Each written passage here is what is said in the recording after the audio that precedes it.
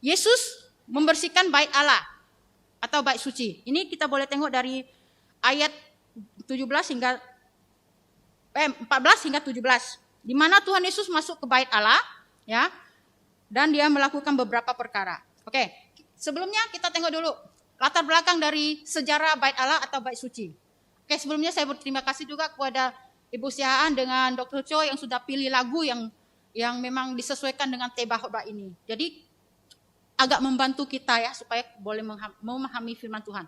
Oke, kita kembali lagi sejarah bait Allah atau bait suci. Bait Allah atau bait suci sebenarnya adalah kemah suci.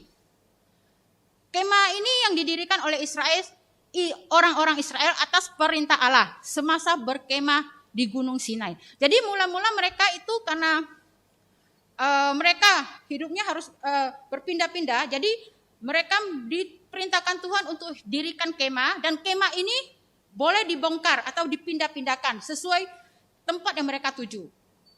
Ya, itu bait Allah atau bait suci yang mula-mula itulah kemah suci itu. Selepas memasuki tanah perjanjian di Kanaan, mereka masih memakai tempat kudus yang dapat dipindah-pindah ini sehingga masa pemerintahan Raja Salomo.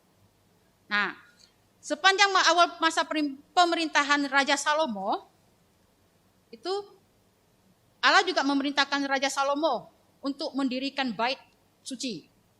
Dan bait suci ini adalah bait suci yang permanen, yang tak dapat dipindah-pindah lagi, ada berbentuk building atau bangunan. Nah, masa itu Raja Salomo menugaskan banyak orang, karena bait Allah cukup besar, jadi dia menugaskan ribuan orang untuk ikut ambil bagian dalam pembangunan bait suci ini. Ini kejadian ini atau peristiwa ini boleh kita baca di dalam 1 Raja-Raja 5 ayat 13 hingga 18. Nanti kalau kita mau rujuk kembali kita boleh baca kembali ya. Lalu sekarang kita akan tengok untuk makna bait Allah atau bait suci itu bagi orang Israel. Oke, sebelumnya terlepas satu slide. Lalu setelah bait Allah itu didirikan Salomo sebagai tempat bait suci yang sudah menetap. Jadi penyembahan kepada Tuhan itu tak payah dipindah-pindah lagi, dan khususnya korban-korban yang dipersembahkan kepada Tuhan waktu itu kini memiliki tempat yang tetap, dan bait Allah itu adalah di Yerusalem. Lalu bait suci ini juga mengalami beberapa kali pencemaran, ya, mengalami beberapa pencemaran. Lalu setelah karena pencemaran yang dilakukan oleh para pemimpin yang memimpin pada masa itu, dan pada waktu terjadi pencemaran ini terjadi juga pemulihan, ya, pemulihan. Nah, pada permulaan zaman Perjanjian Baru, Raja Herodes menghabiskan banyak masa dan uang untuk memperbaiki dan memperindah bait Allah yang kedua. Ini kita boleh baca. Ini jadi yang ada di dalam Yohanes 2 ini adalah bait Allah yang sudah diperbaiki oleh Raja Herodes, ya. Ini boleh rujuk dalam ayat 20 tadi. Inilah bait Allah atau bait suci yang dibersihkan oleh Yesus.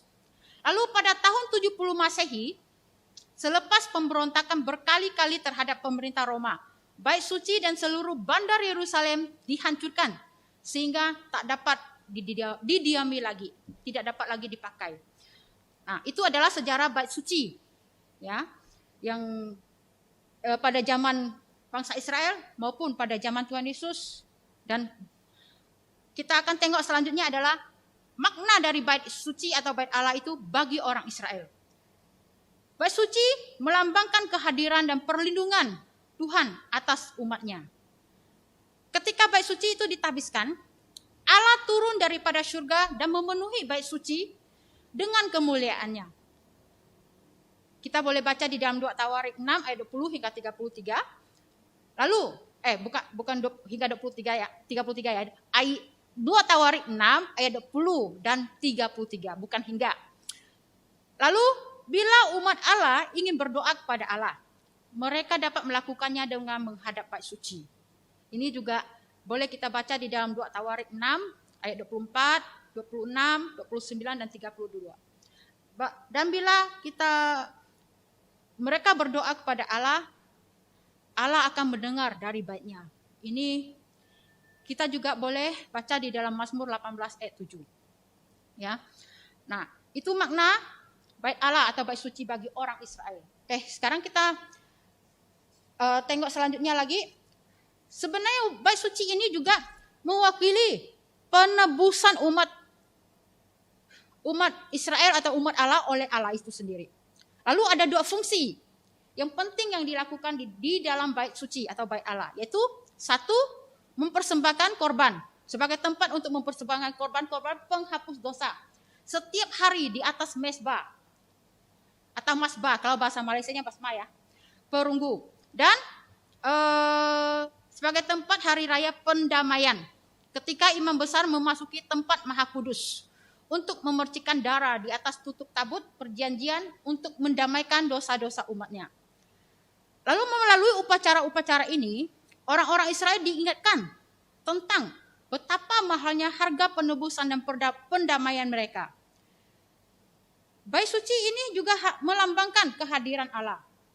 Jika umat Allah atau umat Israel menolak ilah-ilah lain dan menaati hukum Allah yang kudus. Dalam arti, Allah akan hadir di bait suci itu bila umat Israel tidak melanggar perintah Tuhan dan menaati hukum Tuhan. Tuhan akan hadir di sana. Dan kalau umat Israel tidak menaati hukum Allah, apa yang terjadi? Maka Allah tidak lagi akan hadir di tempat itu lagi. Ya, itu maknanya bait suci pada masa itu bagi orang Israel atau umat Yahudi.